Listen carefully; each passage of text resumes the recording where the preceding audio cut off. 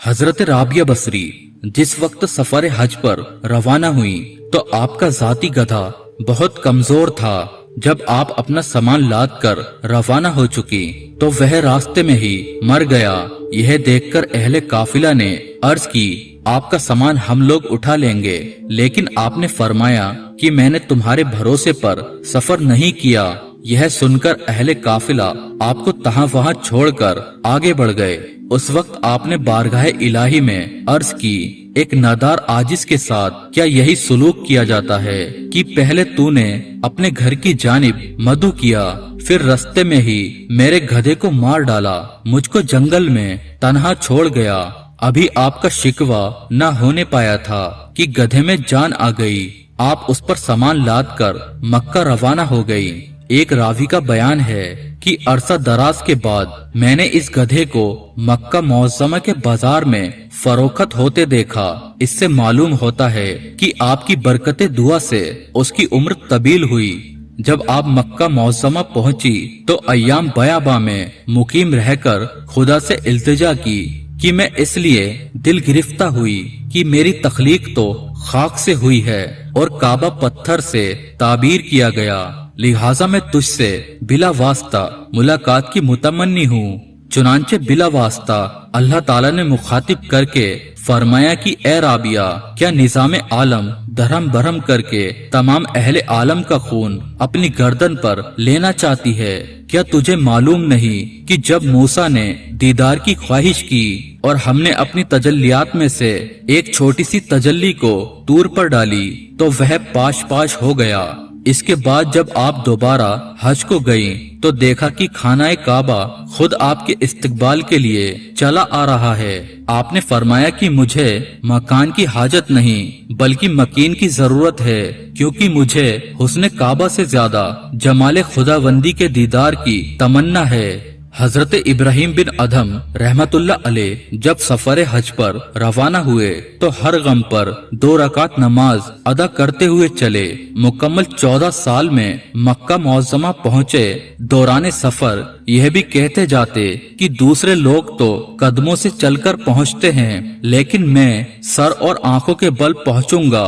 जब मक्का में दाखिल हुए तो वहाँ से खानाए काबा गायब था। चुनांचे आप इस तसव्वुर से आप दीदा हो गए कि शायद मेरी बसारत जायल हो चुकी है, लेकिन गैब से निदा आई कि बसारत जाया नहीं हुई बल्कि काबा एक सहीफा के इस्तकबाल के लिए गया हुआ है। यह सुनकर आपको एहसास नदामत हुआ और गिरिया कुना होकर अर्ज किया कि या अल्लाह, वो कौन हस्ती है? निदा आई कि वह बहुत ही अजीम हस्ती है। चुनांचे आपकी नजर उठी तो देखा कि सामने से हजरत राबिया बसरी लाठी के सहारे से चली आ रही हैं। काबा अपनी जगह पर पहुंच चुका है। आपने राबिया बसरी से सवाल किया कि तुमने निजाम आलम को क्यों धर्म भरम कर रखा है? जवाब मिला कि मैंने तो नहीं, अलबत्ता तुमने एक हंगामा खड़ा कर रखा है जो 14 बरस में काबा तक पहुँचे हो। हजरत इब्राहिम बिन अदम रहमतुल्लाह अलैह ने कहा कि हर गम पर 2 रकात नफल पढ़ता हुआ आया हूँ, जिसकी वजह से इतनी ताखीर से पहुँचा। राबिया ने फरमाया कि तुमने तो नमाज पढ़ पढ़ कर फासला तय किया है और मैं इज्जत व इनकिसारी के साथ यहाँ तक पहुँची हूँ।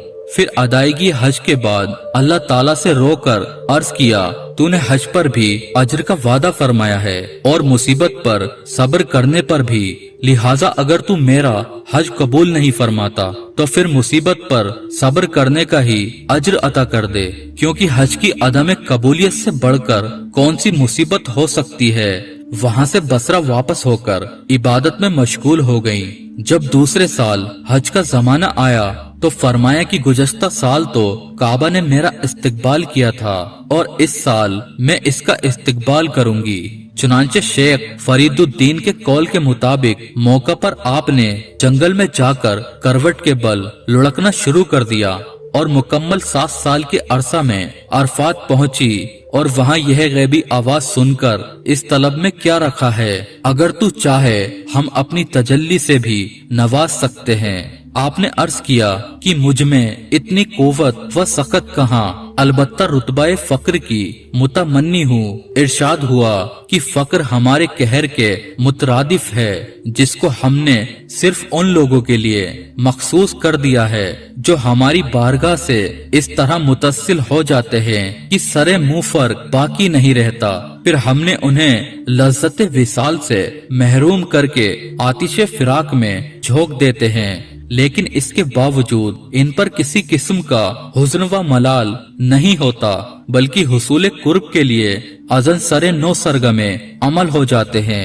मगर तू अभी दुनिया के 70 पर्दों में है। जब तक इन पर्दों से बाहर आकर हमारी राह में गामजन न होगी, उस वक्त तक तुझे फुकरा का नाम भी न लेना चाहिए। फिर इरशाद हुआ, देख, जब राबिया ने निगाह उठाकर देखा तो लहू का एक बहरे बेकरा हवा में लटका नजर आया। निदा आई कि हमारे उन उश्शाक की चश्म खुचुका का दरिया है जो हमारी तलब में चले और पहली ही मंजिल में इस तरह पास शकिस्ता होकर रह गए कि उनका कहीं सुराग नहीं मिलता।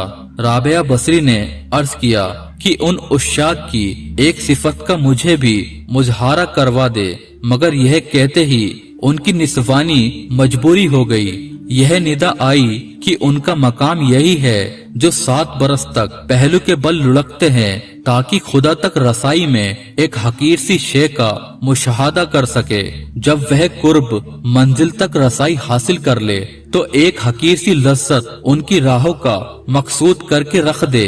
फिर राबिया ने अर्ज किया कि अगर तेरी मर्जी मुझे अपने घर में रखने की नहीं तो फिर मुझे बसरा में ही सुकूनत की इजाजत अता कर दे, क्योंकि मैं तेरे घर में रहने की अहल नहीं हूँ। यहाँ आमद से पहले सिर्फ तमन्नाए दीदार में जिंदगी बसर करती रही, जिसकी मुझे इतनी बड़ी सजा दी गई है। यह अर्ज करके बसरा वापस पहुँच गयी और तहयात गोशा नशीन होकर मसरूफ इबादत रही।